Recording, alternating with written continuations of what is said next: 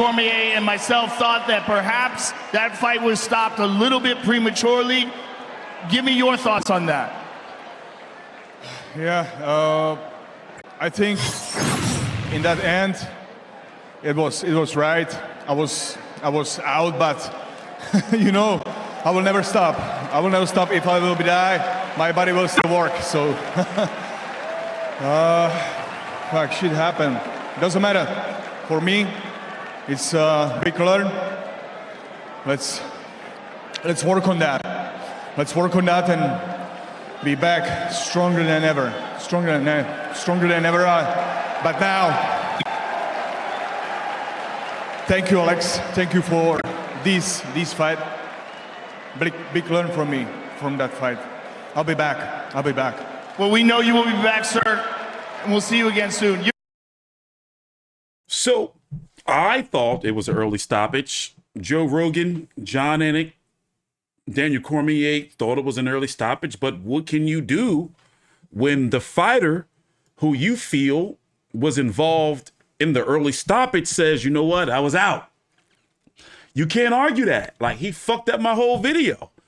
You know, because I was going to be like, yo, because it was true. To me, I'm looking like, yo, he could have still competed, but a fighter knows his own body. So let's go take a look at the clip. Weird, wild card. Alex Pereira stopped Jiri Prochazka. Let me show you the clip. So let me know what you guys think. In fact, maybe I should use a Twitter clip. Let me know what you guys think. Back. Let me know what you guys think. Sure, it's a little early. I mean, I'm not satisfied with that stoppage. I mean, hold on. I don't want to get copywritten. he was definitely hurt. Look, he dropped. He was hurt, but I think that was a little quick. Right hand, and there's the left hook that drops him. He goes down, and here's the elbows. He sinks after the elbows. He does go back. Right? Does he react? Down. Yep. Did he react? I mean, look, he was hurt bad. He was hurt really, really bad. He gets up. He's real wobbly. I feel like he pulled the trigger a little early. He has some wobbly legs there, but at the same time, how do you argue the fighter saying, yeah, you know what? I was out of it. By the way, Pereira wants Izzy to move up to 205 again. Hasn't been up there since he fought Blachowicz. What was that, about 3 years ago now, right? I don't see that happening, but Hill is next for a title shot. And I'm going to be honest, I got Pereira beating him. I'm not going to say it's going to be an easy night, but I haven't beaten him. Looking at this division overall, the winner of the Hill fight is going to fight Prochazka again. Thinking about the co-feature, Prochazka again. So I really don't know what to say about the fight, if I'm being honest.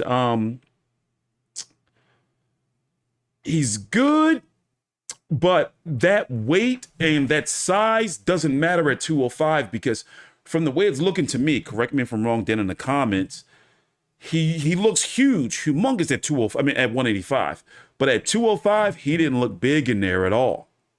At one point in round number one, you know, he was somewhat getting manhandled by Prochazka outside of the leg kicks. So I want to see the rematch. Prochazka needs to not be as overzealous in the rematch. But when is the rematch going to happen? It's going to happen next? I don't think so. It's going to be Hill, you know, to give Pereira some breathing room. You know, he's been in tough fights since he's been in the UFC. So I'm thinking they're going to go. I'm not saying Hill's in a tough fight. I'm not saying that. But I'm saying that's looking like that's the way they're going to go, and then build up the Prochazka fight, and then possibly the a third for the UFC fight against him versus Izzy. So for 2024, you can see Hill and then Prochazka 3 times a year. You can see Hill, Prochazka, and then Izzy all in 2024 for Pereira if he keeps winning in a perfect world. So just like with the heavyweight division, where you got that Game of Thrones situation going on between John Jones, Stipe Miocic, Tom Aspinall, Plavkovich, Blades, Volkov. It's somewhat of where the division for the heavyweights is you got fights to make for the next at least 1.5 years. It's the same somewhat situation with the light heavyweight division, where even I can butchering his name again. Magomed. You got fights at 205 that can be made for at least the next 2 years as well. Especially depends on where Izzy fits in. He didn't look too good at 205 against Blachowicz, but that was only because he got taken down. But what I'm saying is you got fights that can be made. They are both intriguing divisions. So also Jessica Andrade defeated Mackenzie Dern.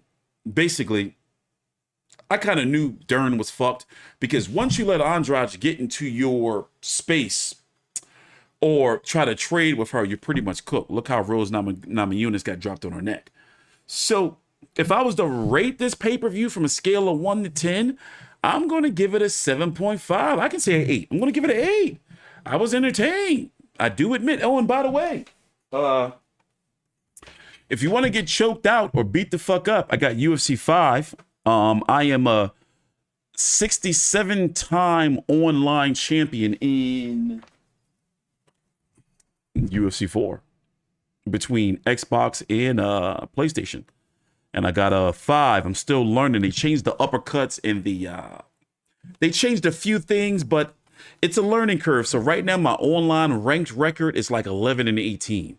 Something like that, but we getting there. So I'm more of a striker than anything. But if you want to get choked out, if you want to get beat the fuck up, then my PSN is TstreeT Controversy for TstreeT Controversy. Thanks for watching. Please subscribe. Follow me on Twitter at TstreeT Controversy.